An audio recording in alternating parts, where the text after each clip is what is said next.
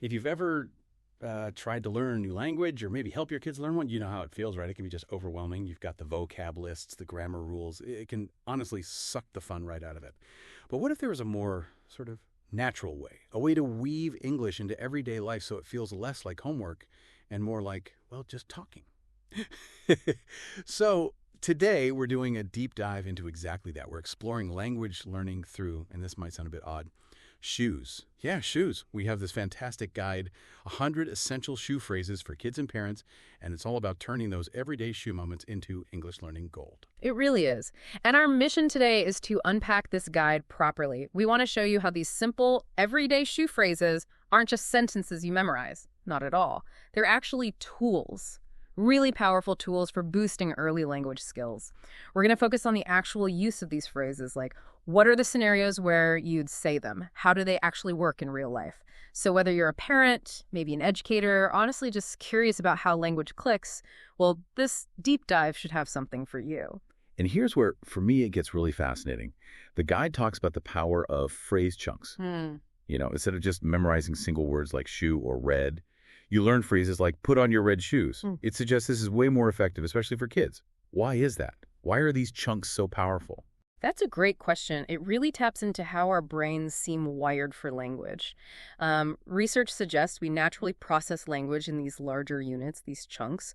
When you learn a word inside a meaningful phrase, like take off your shoes, it creates stronger connections in the brain. It's less like building a wall, one tiny brick at a time, and maybe more like using bigger pre-made sections. It helps build a feel for the language structure faster.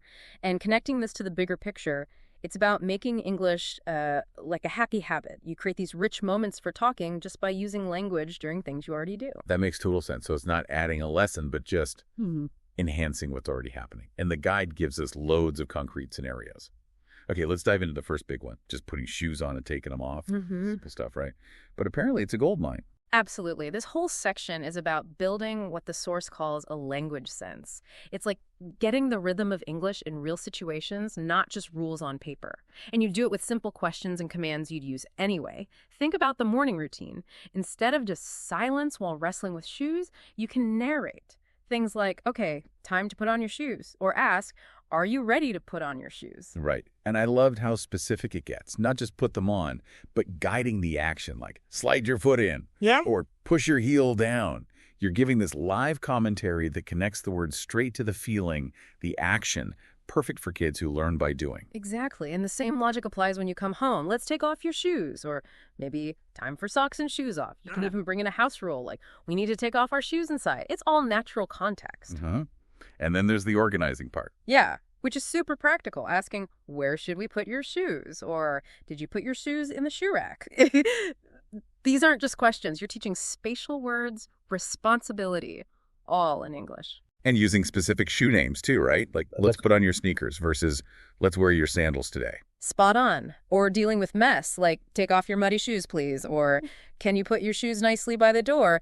You're using real moments. It's actually kind of amazing when you break it down. These tiny sentences used consistently in a routine. They build up understanding of sequences, where things go, following directions, and it's all happening in a familiar, safe context. The learning feels almost invisible. Organic is a good word for it. Tied right into their actual life. Okay, so moving on from just doing, the guide also helps kids learn to describe shoes. Colors, sizes, materials. This is where language gets more colorful. Yes, this part is all about growing that descriptive vocabulary.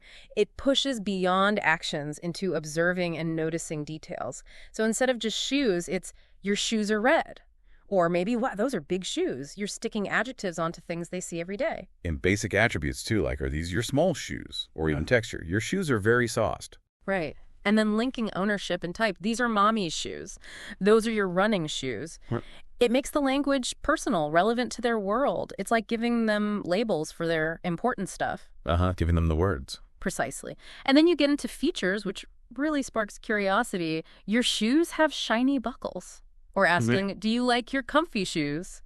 Noticing details like, your shoes have cute little stars on them, or practical things, the shoes have Velcro. You can just imagine that little aha moment when a child connects a word like shiny or comfy to their own shoes. Exactly. It encourages them to look closer at everything, not just shoes, to really see and say what they see.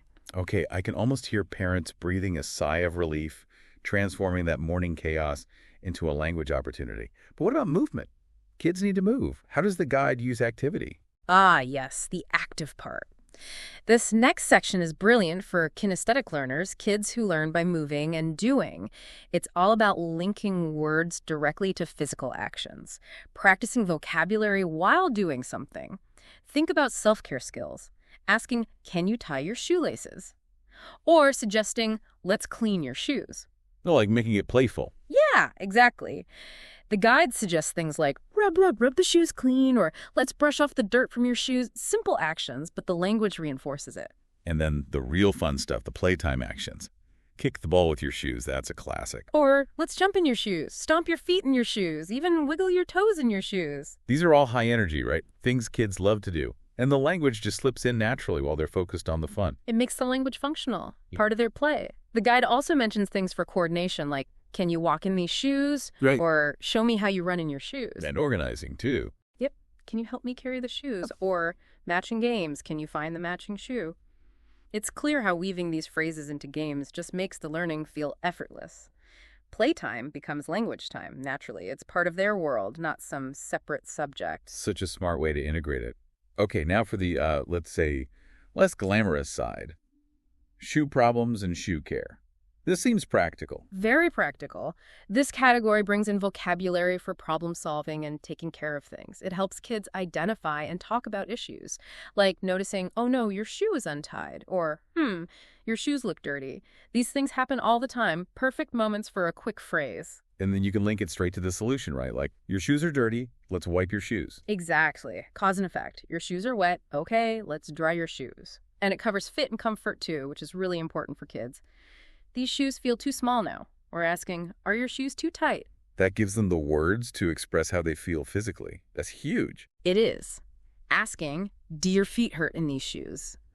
Or noticing these shoes seem a bit loose empowers them to communicate discomfort. It connects that physical feeling to language.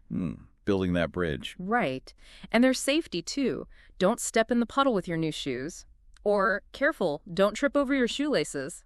Practical warnings delivered in English. And finally, the solutions. Yes, like, I think we need to buy new shoes, or let's change into different shoes. Think how empowering that is for a child to understand why they need new shoes or to ask for help.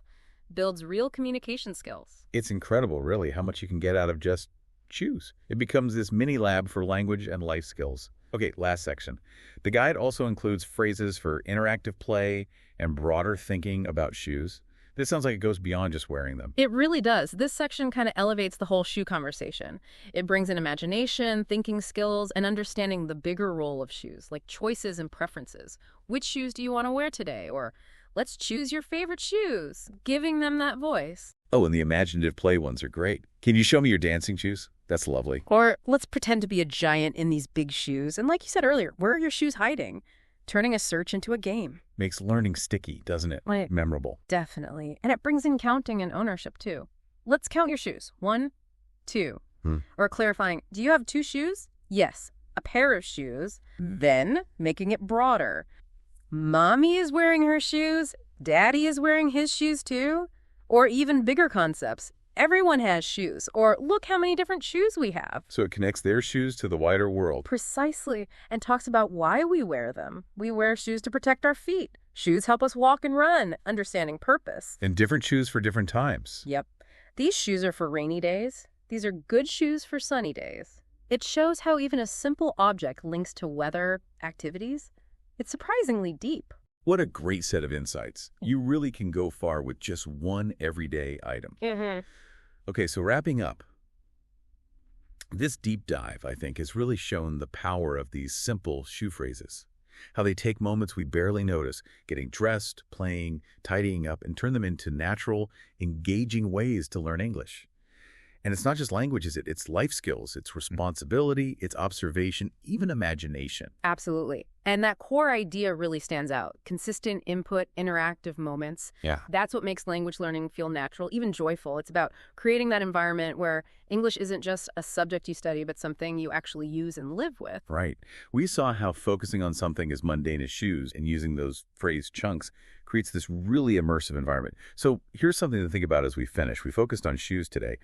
But what other everyday routines in your life could become these kinds of powerful organic learning opportunities? Maybe meal times, bath time, getting ready for bed. Think about transforming those moments, perhaps not just for kids, but even for your own language learning. The potential is definitely there.